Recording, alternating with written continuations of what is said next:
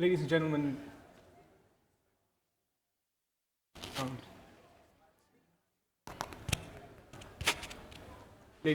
thank you for joining the session From Hurdles to Opportunities, Leveraging E-commerce and Innovations to Remove Non-Tariff Barriers in Africa. So colleagues, let's take this journey together. Currently where we sit, we look at the AFCFTA no longer being a pipe dream or pie in the sky. It in fact has now been ratified by 54 African states.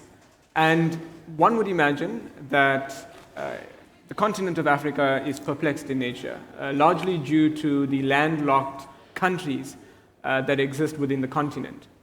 And so the non-tariff barriers that exist are indeed diverse in nature and also perplexed.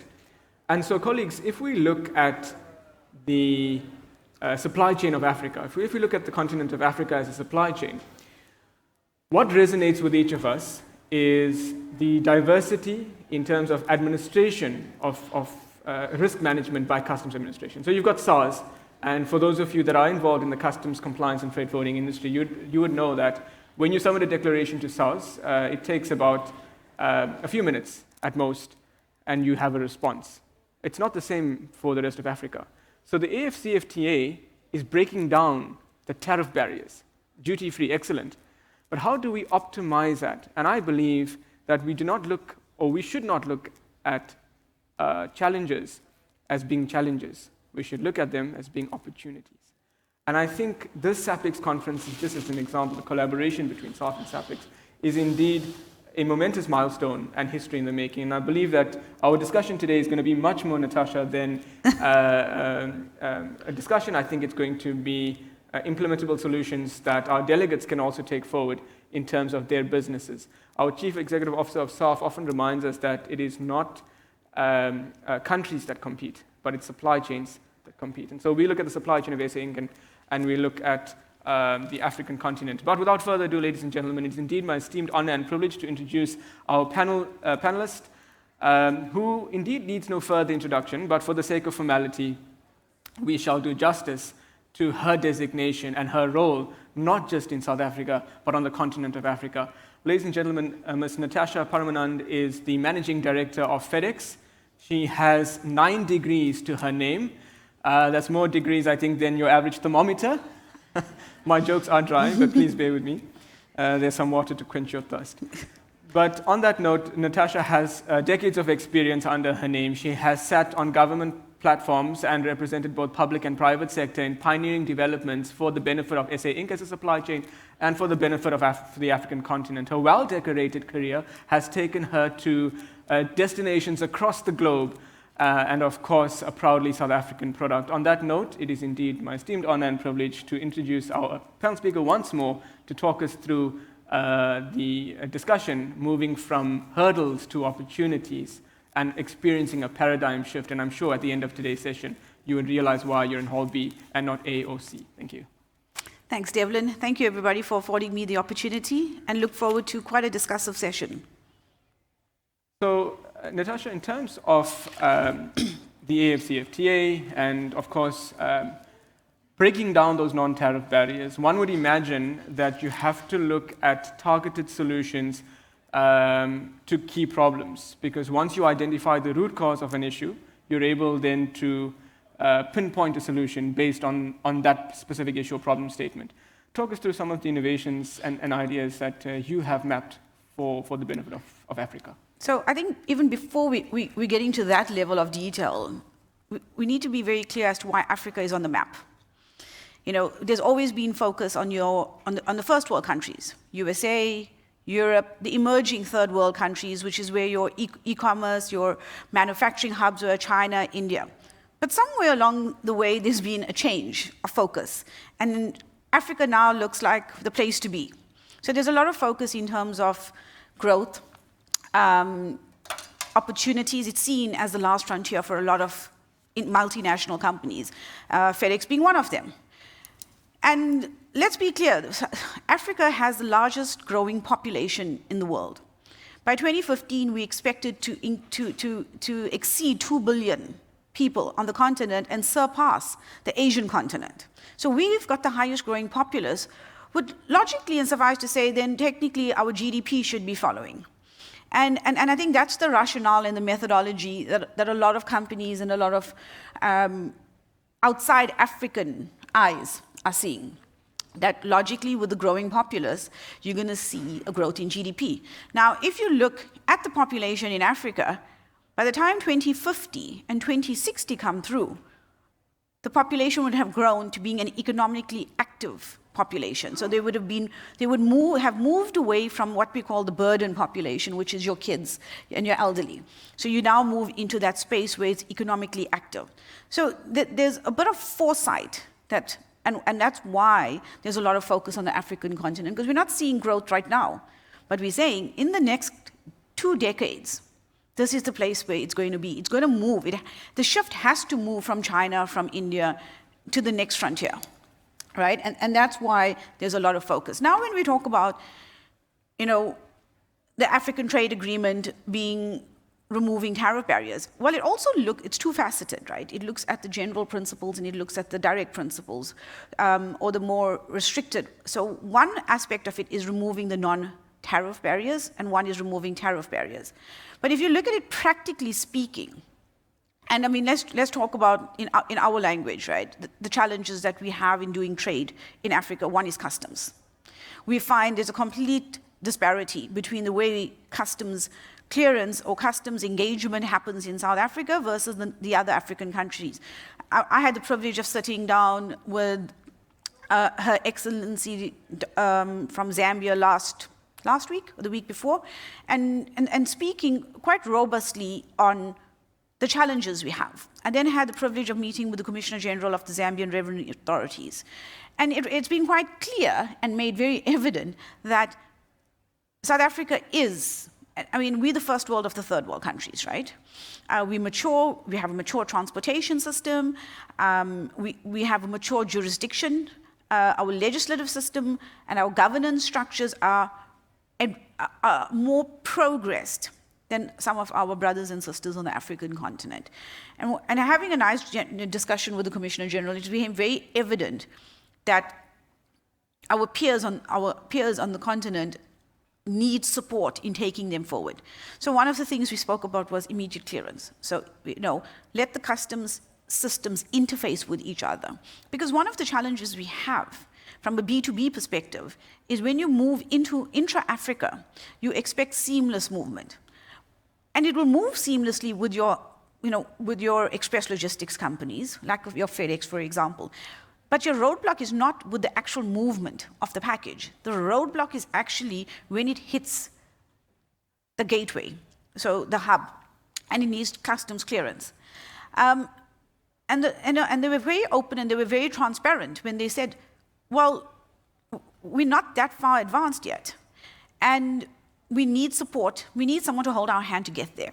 Because that is a hurdle, and that's a common hurdle. We see it in DRC, we see it in Zambia, we see it in Botswana, we see it in our SADC countries, right? Whereas SADC was formed years ago, and we should have a very consistent, integrated system, so there's seamless movement within the SADC countries, and you're not seeing that. And then you have the B2C component, which is even more challenging from a non-tariff barrier perspective. And I think there's a few aspects when you look at the B2C, the consumers. One is knowledge, but I also find the knowledge aspect also permeates into the B2B side of it, because we don't actually understand the ramifications of the customs clearance aspects in intra-Africa.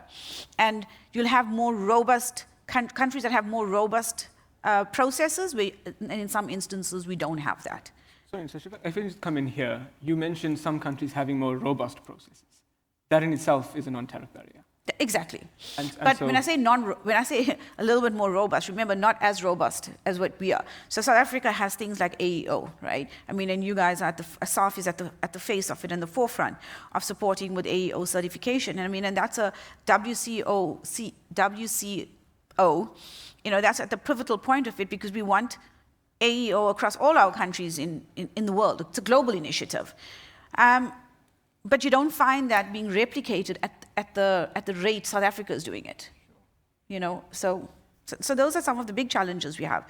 The systems that are being used, it's not automated. So there's a lot of manual intervention. And then you've got to flip it back home. Let's flip it back home. So one of the major non-tariff barriers that we face at home is with our OGAs. The physical inspections when it gets to the ports, when it gets to pharmaceuticals, when it gets to agriculture, there's delays. I mean, let's be fair about it. But then let's talk about the other elephant in the room in terms of a non-tariff barrier in South Africa, which is the electricity crisis. I mean, you know, it's crippling the economy. And I mean, I had a very robust discussion. You know, I had the privilege of having breakfast with Minister of Public Enterprise. It was a panel discussion as well. And he actually said, let's take the elephant out of the room. We have a challenge. But I mean, it's not a challenge anymore, it's a crisis. We're in a state of disaster. So when you work, we're an import country. So when we have challenges like that, we lose the credibility with companies that are exporting or importing into South Africa. There in itself lies a challenge. We're also seeing the knock-on effect that this type of controllable, that has become uncontrollable, is impacting on SMMEs. Well, I would actually go as far as micro, small, enterprises. We've already seen the softness. We've seen a lot of companies, SMMEs, go out of business just because they cannot cater. The business does not allow for it. Sure. So, Natasha, in preparation for today's session, I undertook some moderate desktop research and validating your introductory statements. Africa has 8 of the 10 fastest growing economies. Correct. So that paradigm shift that you speak of is obviously moving away now in terms of India and China now moving toward Africa. And of course, Africa also has the youngest population in the world, I think between just over 55% between the ages of 18 and 35. So on that note, elaborate a bit further with regard to non-tariff barriers and how we start converting those non-tariff barriers to opportunistic deliverables, because I believe, as you say, there's a challenge. You've got perplexities with other government agencies, and you would obviously rely on an apex voice in the country to support business, and that is why we rely on engagements with business. So what is the role of business with regard to transforming NTBs to non-existent? I don't think you're ever going to have non-existent barriers. Barriers are always there, and it keeps us honest, it keeps us on our toes, and I think it's a challenge, right? I think, look, public-private partnership is a must, and it's not all about, and Juanita will know, I said this to her earlier on, and she's the CEO of SAF, I've said, we need to move away, and I think public needs to move away from the concept of when you want to do a PPP, the private and the P needs to bring a checkbook to the table. So there's a lot more than private can contribute other than a checkbook. But for us to eradicate some of those non-tariff barriers, there has to be continuous engagement between private and public sector. And one is actually holding public accountable to removing. Look, your regulatory landscape is the pivotal in removing your non-tariff barriers. That's one. 2, it's removing the barriers of access. Market access is fundamental. But before you even get to market access, it's knowledge. Because if you do not understand the landscape of the country you want to engage in, it's going to set you back. And you don't want to be in a position where it sets you back that you don't actually want to do intra-Africa trade. And I'll give you an example. There's a multinational, globally reputable financial institution that went into Africa, didn't understand the landscape very, very well, literally overnight had to shut its doors, and then decided, well, I'm only going to play in about 4 countries in Africa. That's it. But it sets the African economy backwards, right? Because it removes the access. And I think automation is fundamental. So I want to stop there. So I'm going to try and read the room. And when Natasha mentioned automation, I see some faces lighting up. South Africa is, as a country, benchmarked internationally, for that matter, not just on the African continent, as having one of the most agile and most responsive customs systems via the Interfront platform. And indeed, the rest of Africa looks to South Africa on that front. our Chief Executive Officer, Dr. Maria, often reminds us that customs will differ across the continent on the likelihood, the severity, and the impact of the risk in terms of risk management. So in terms of harnessing or optimizing risk management, where business is able to provide the insights to customs administrations, because customs administrations understand risk, they understand the perplexities of valuation, origin classification, so on and so forth. But we often observe that there's a disconnect in terms of the impact of their decision on the supply chain. Correct. In terms of costs incurred, delays, etc. Talk us through some of the innovations to harness with regard to logistics innovations and e-commerce innovations in this regard. And again, I'm going to go back to my whole thing about collaboration, right? So we work with SAF very, very closely, right? Because you guys are the pioneers. I mean, and you're sort of at the apex of the whole supply chain in terms of, and it's important that you collaborate at that level because you have then the audience and the platform to motivate and mitigate. So one of the challenges, like let me put it to you quite frankly, right? When I was sitting in Zambia, it's common cause. South Africa is at the forefront from African customs, right? From an automation perspective, from an engagement perspective, from an aligned to global practices perspective. The feedback was very simple. We're not getting the support from South African customs to assist us in elevating us and taking us to the next level for seamless customs clearance. And that's a challenge in its own, right? Because then your regulatory framework becomes compromised. And if your regulatory framework's compromised, your engagement becomes compromised. I mean, and look at it, right? So there's two facets. One is the biggest thing at the moment intra-Africa is air and road. We're having challenges at our border controls, at border. The time it's taking to cross the border and get customs clearance from a road perspective is challenging. And then on the second facet of it is when you get into from air, there's different rules that apply between air and road, and it's not consistent across the entire intra-Africa landscape. So it's almost like you have to know every single nuance to engage. And that in itself is a challenge. So what are some of the innovative ideas? Well, partnering with reputable and people that have a seat at the table to push not just your agenda or the South African agenda, but the rationale and the basis of what the African Trade Agreement was all about. I mean, you also have the African Trade Agreement for air. So it's all well and good that we sit down around a table and we spend hours and months and years caucusing.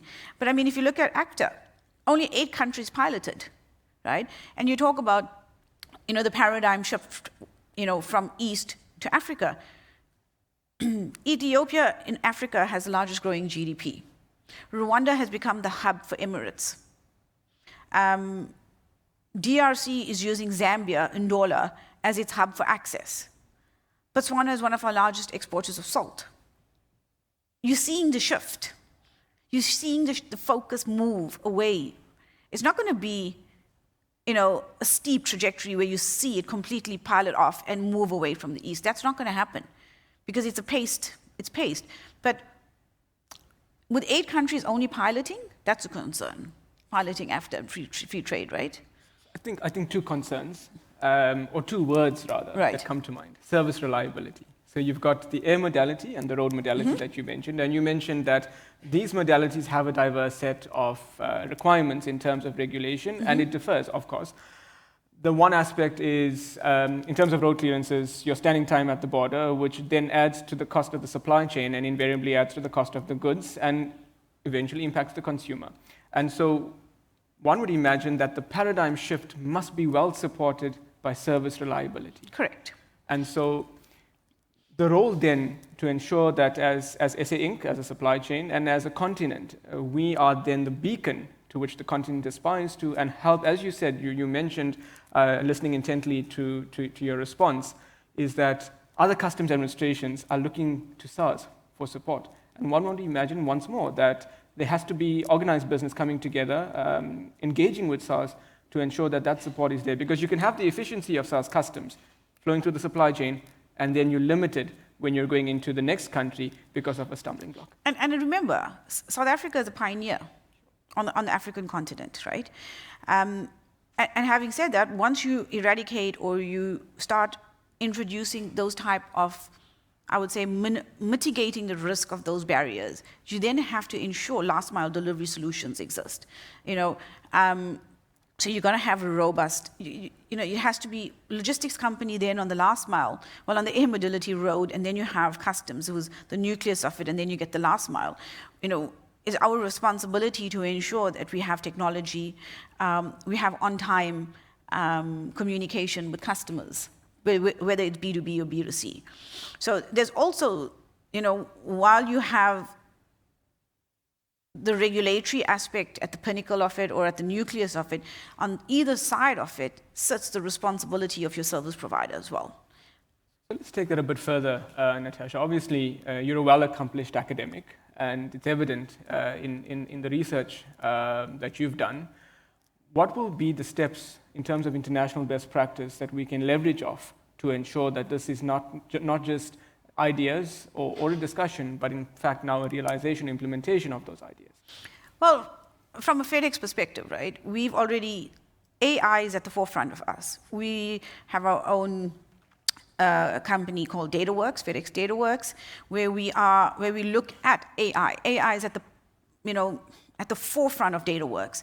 We look at, we've got robot solutions actually in China, Singapore, and 2 other countries where we actually have robots delivering our shipments. So AI is at the forefront. We did a pilot with Roxy the robot in Dubai. Sorry, Natasha, when is Roxy coming to Africa? Well, we'll get to Roxy. We might have to give her a different name, but AI is at the forefront of what we do. We've even partnered with Microsoft Works 365 to look at how do we analyze data. How do we actually look at your profile and see the trends and convert that in terms of how we engage with you? So we actually, at the forefront of leveraging technology, there's a lot of investment that goes with it.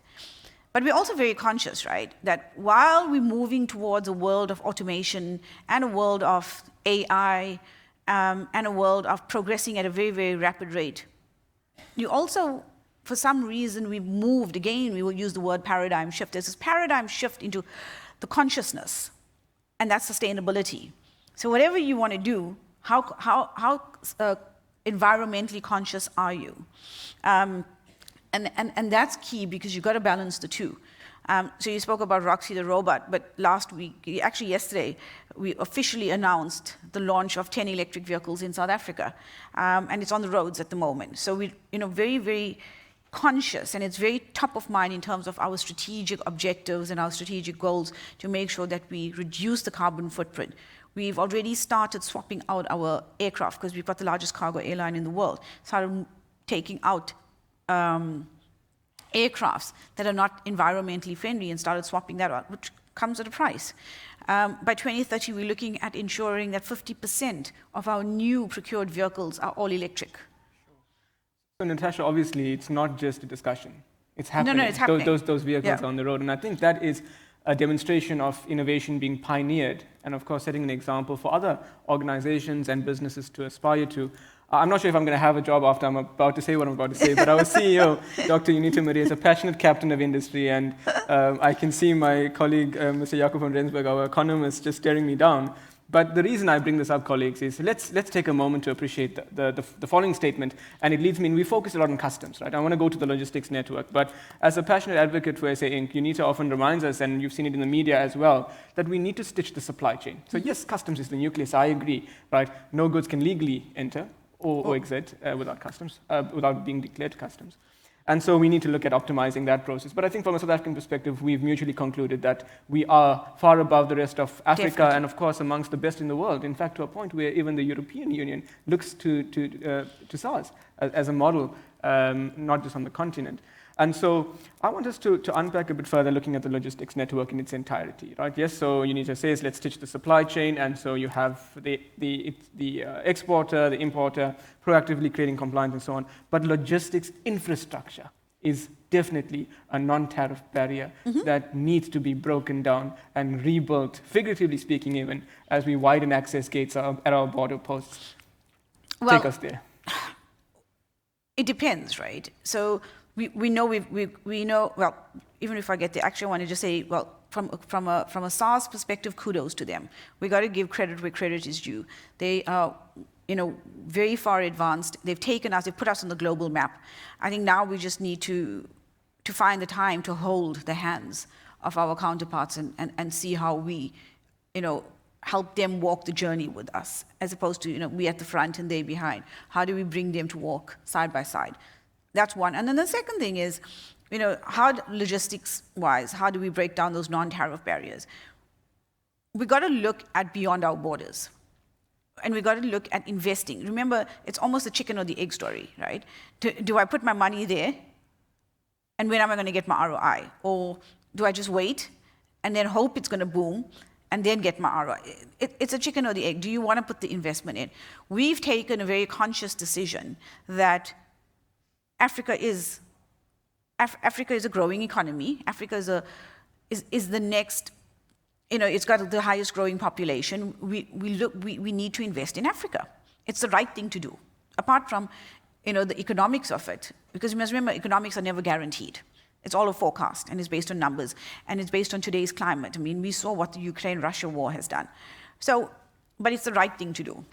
We've opened up our doors into many countries in Africa. We've got a plane that lands in South Africa, a FedEx plane, a 777, and it connects into Nairobi. And what we've seen by creating that connection is now a closer collaboration between Kenya and South Africa. We've opened up the doors in Nigeria on the 1st of December, 2022. And now what you see is that connectivity running through. But also we've got road network. So it's about private sector on its own identifying opportunities to remove barriers. And how do we work with the necessary stakeholders to ensure that the journey that we're walking in brings in your B2C, your B2B, but as well as being good corporate citizens and investing in the upliftment of the government infrastructure in those countries. When I say infrastructure, I mean, how do we support them? How do we come to the table to help them help us? So Natasha, in terms of collaboration and working together, one would imagine that you cannot afford a silo approach because you've got multiple businesses, and obviously you have to go via an organized apex voice to represent those business interests. And so that's why we sit with you guys, 100%, right? 100%, yeah. That is why SAF is and that's why we sit with you guys. And we work very closely with SAF to work with us for a strategic objective. And I don't think it's a strategic objective to benefit an organization, a company. It's a holistic benefit and giving back almost. Being a good corporate citizen 100%. And giving back. So it's benefiting industry in its entirety. Because the process is going to benefit all organizations. And it's also talking to, you had, I think, more than 50 countries sitting together in Rwanda in 2018 discussing AfTA, the African Trade Agreement. And then by March 2022, I think 44 or 45 of the countries have come to the party, but you only pilot 8. But if you look at the principles of what the African Trade Agreement talks about, it's spot on to what needs to happen. I mean, look, if you want to go intra-Africa, you also need a very flexible payment methodology, right? And we don't have that. But you have the free trade agreement that talks to it, that's been implemented with AfricMets Bank, all that's been in place. It's implemented, but how do we execute? And you can't execute it as a single company. You can't execute it as a person. You gotta have a body to help drive and convert. Sure, Natasha. You mentioned something quite prevalent, I believe, in terms of the agility and the adaptability of financial payment terms. And that itself can present a non-tariff barrier, especially in the context of African trade, intra-African trade. So I want us to just unpack a bit further. Let's look at e-commerce. So e-commerce is heavily dependent on the road modality, right? In terms of freight forwarding, door-to-door access, and so on and so forth. And so, yes, the air modality is just in time and time-sensitive cargo, perishable cargo, etc. But in terms of e-commerce, your smaller parcels that needs to get business-to-consumer, B2C, B2B transactions, how do we look at developing now as organized business via or organized constituents, improvements with regard to our road network. Because if I remember correctly, Dr. Maria shared a slide yesterday, 1,834 was the number of road vehicles passing through the Lubombo border post.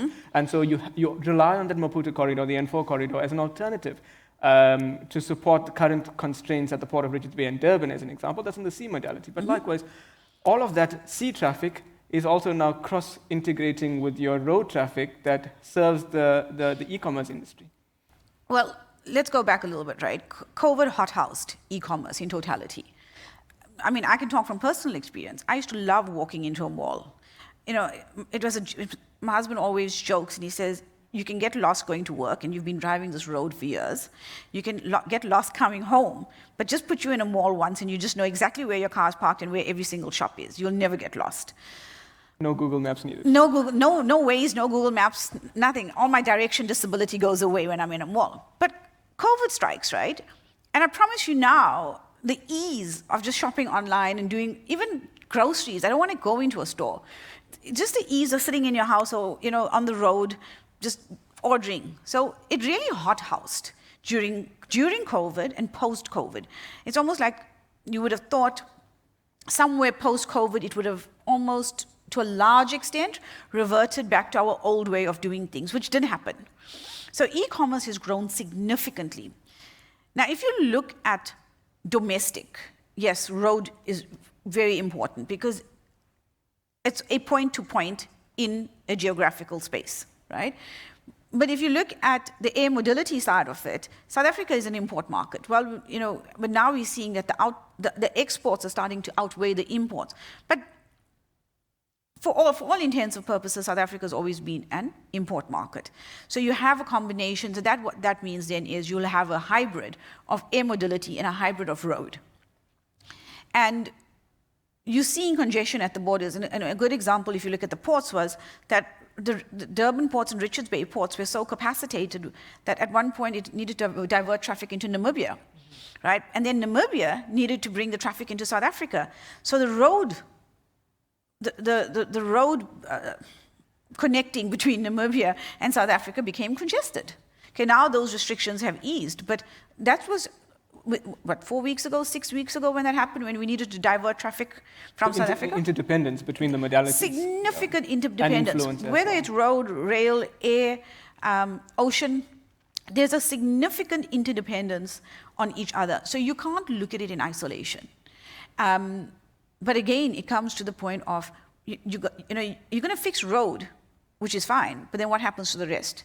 And because of that interdependency, when we look at it, you've got to have all the stakeholders at the table to come up with innovative ideas. And again, it's going to be automation. Automation is the key. And it's engagement to look at, we always say the data needs to talk. And you've got to look at the data and see what is the data telling you, and how do we translate that into an executable result that's going to give all facets. I want to touch on something. Right. Natasha. So following on from your discussion, and I want to bring it back to customs now. So we started off with customs, we looked at automation, we looked at the logistics network, and we're going back to customs. But now, let's help customs. Right. You've sat with government, you've sat with business leaders across the world, and so we're looking to you. And I want to regurgitate a quote we used yesterday. It says, in a room of darkness, sometimes all one needs is a light to find the match. And I think we found the match now between business, the apex voice of the supply chain being SAF, and the convergence of ideas. Because yes, we rely on the realities that business experience on a day-to-day basis, and those challenges are as real and as authentic as you can get. And so coming back to customs, I think of ordering an item from Shein as an example, and now you've got the risk to the fiscus because you've got duty revenue leakage as an example. How do we address that as business, in terms of methodologies, ideas? I think as business, we need to understand the rationale of the Customs Act. Right? The Customs and Excise Act is there not just from a fisc perspective, but it's also to protect what's coming into the country, to ensure what's coming into the country is sound. So let's pause there, right? Right. Your operators. So you said understand the Customs and Excise Act. Capacity building becomes the next. Skills. Exactly. Right. So let's touch a bit on that in terms of that being a non-tariff barrier as well. So, and that goes back to what I said before, right, which is knowledge. So the knowledge base needs to be there. And so the knowledge base needs to be there, and you need to, in some instances, have a very deep technical understanding. So you've got to capacitate yourself. When I say yourself, your organization, you've got to have experts. You know, they always say you're only as strong as your team, right? So as an organization, you have to have a team that is capacitated with strong technical expertise. And I'm just going to, and that actually sparked something in my mind. You know, our founder and ex-CEO, Mr. Fred Smith, he founded this company in 1973. But he has a seat at the table, and he makes sure that he gives back and is a sound contributor to seamless engagement between governments and to ensuring seamless movement of goods. And he has been at the forefront of a lot of engagement and stakeholder engagement. And it comes back to, you know, we talk about being that light, that spark. We have to converge, and it's about capacity building. And you know, we have to look to our government stakeholders as well, which is Department of Transport, TITA, the training associations, to also ensure that through those bodies, our youth are capacitated. And sorry, just before you go, you know, South Africa, and we spoke about this, right? South Africa is the pinnacle of maturity in Africa, okay? We have the most mature transport system. We have the most mature regulatory and legal landscape. However, we have the highest level of unemployed youth. There's something very wrong with that picture. The highest level of unemployed youth. And that's a concern for me. That's a fundamental concern for me. And if you look at the transport sector, and you look at the demographics of the transport sector, you'll find it's completely disaligned or misaligned to the rest of the industry sectors from a populist perspective. So let's elaborate further. If I hear you correctly, we have the solution to get labor on our side as well, because we live in a constitutional democracy. And of course, labor is always concerned about unemployment. And as you said, if we strengthen, as you need to say, the supply chain, we now create that opportunity for the floodgates of employment to open. Correct. And so you also referenced the founder of FedEx, and you said that he gives back. So it's imperative to all the colleagues in the audience to give back to the young professionals who are the future of tomorrow, and they are dependent on us to do that. And so it's the legacy you leave behind. How would you want to be remembered? So I'm going to get to the audience quickly with the roaming mic, so if AV can get that ready. But before I do that, Natasha, once more, you're an experienced academic, well-accomplished leader, and you've delivered innovations not just for your organization, but of course at various levels across public and private sector. Give us three from the session. Let's walk away from SAPICS 2023, the 45th edition, in collaboration with SAF, with actionable steps. If you can think quickly in that Einstein mind of yours, three objectives. Let's go. So the first one is, you know, be the change you want to see. That's the first thing. It starts with us, right? And I always believe when you throw a stone, there's a ripple, and that ripple starts something. So it sits with every one of us. And I'm going to be very clear. It has to start with us. So that's the first thing in terms of innovation. The second thing is we need to keep abreast of technology. So we've got to go with automation. Automation's fundamental. And three, we've got to have a sound, robust, actually I'm going to give you four, the sound, robust regulatory framework for us to have seamless engagement, not just intra-Africa, but across the globe. And then the fourth is to ensure that you as an organization have an end-to-end solution. Because if you look at it in silo, you're going to fix one bit, but you're not going to fix the entire supply chain, or look at the life cycle of a package in its entirety. So it has to be an end-to-end solution. And you have to bring the relevant stakeholders to the table, so you cover all aspects and not just one. Okay, so my to lighten the mood in the room, do we have it then as UNITA being president of SA Inc. and you are deputy? On that note, colleagues, let's get the roaming mic around. It is an interactive session. Please pose your questions, as difficult as they may be.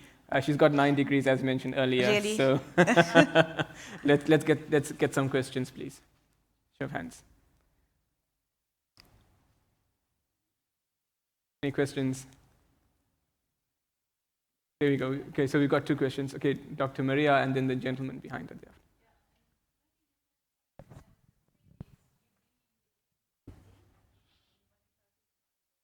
Road modality. But when you move the air modality and you go now currently via, if I understand you correctly, you go to Kenya and you link now Nairobi as well. Can you maybe give us an idea what type of commodities are you moving like that? And then if you compare it to the road modality, is there a significant price and service differentiator between those 2 modalities? Or do you see it more as a hybrid in the last mile? Thank you. Yeah. So it depends on where it's going, so to the destination. So where we connect with Dubai. Dubai is our main hub in MISA. And when we move Dubai into Johannesburg, but then it picks up in Johannesburg as well into Kenya. So then it'll be perishable. So it depends on the commodity that's moving that we will then determine the modality that we're going to use. So for your heavier freight and your heavier pallets, if we're not going to move it on the purple tail, which is the FedEx plane, we use road. But then you got to look at connective, and it's all about sitting, and I always believe, you sit down with a map and you got to map out the solutions. And it depends on your specific customer. So we don't make it a one-size-fits-all. It depends. I mean, we need it to your question, right? We've moved crocodiles from South Africa into Memphis via air. We've moved, I'm trying to think, surlas, and so like giraffes, baby giraffes, we moved on air. But then on the other side of it, we've also moved dog food. So it depends on the commodity and it depends on the destination that it's going to, that we would then determine whether we're going to go air, road, or we're going to do a combination. And also, on the flip side of it, if it's intra-Africa, we got to look at the landscape. And when I use that, I talk about the regulatory landscape. Is it easier to, via air, to release shipments and do last mile delivery, or is it easier via road? So there's a few nuances that come into play. And also, if you look at road, you got to look at the border posts. How seamless does it move through? So Unita was quite strategic in that question as well. Yeah, you could see the intellect coming through. That's Einstein times 2. So thanks, Unita. So a gentleman in the back. Your last question, yeah. Thank you. You touched on the advances that SARS has done in terms of maybe EDI customs clearance and then the need to sort of assist our neighboring countries in terms of upscaling their capabilities. Can you give us a practical example to say if we were to be at that level or somewhere else where it is at that level, how practical will it be? What kind of a scenario will you be experiencing? I'm looking at maybe, let's say, for instance, we now have got a coded manifest, so the driver can just get to the border, they scan it, and he drives through. Is that something that is practically possible to be experienced through all the different borders that, let's say, you're sending a truck to the DRC and stuff like that? I think that pivots to what we spoke about initially, right? So remember, our African brothers and sisters use Asakuda in most countries, okay? But there's also a very large component of customs clearance that is very manual. Now, we will automatically acquit the manifest on our side. But when you get to the border and it crosses the border, it's a manual process. So if we can automate it, it becomes a seamless process from a regulatory perspective, from a company perspective, but most importantly from the customer perspective. Because as soon as that manual or that human intervention comes in, it delays the process. And then, I'll give you a very simple example. On the South African side, most of it is automated. We will EDI, we will manifest, we will acquit. Everything is done electronically. But then we have to print documents and take it to the border and hand out printed paper documents, which defeats the purpose of automation, right? And it's not automation by companies, because a lot of companies are automated on their end, but there's no tool available to interface the system with what's existing there, and then moving it back into South Africa, for example. So I find that if we had almost a common platform that we could work off, it becomes then a seamless transaction as opposed to carrying paper to the border. And on the other side, if you look at Botswana, for example, when you flip onto the Botswana side of it, right, it's paper. But if it's all electronic, we acquit on our side, they manifest on their side, and then they can acquit once it clears customs. I think it's another brilliant question, and it's definitely something that is practicable, it's implementable, and has been done. Just the number plate recognition system, as an example, is the technology that is allowing for the seamless flow. So I'm sure we'll unpack the discussion further thereafter, but much more colleagues in a panel discussion this has been. I think it's been steps in the right direction for SA Inc., and we look forward to the next steps as we move together in collaboration. A huge round of applause for Ms. Natasha Parmanand, MD of FedEx. Thank you. Thank you.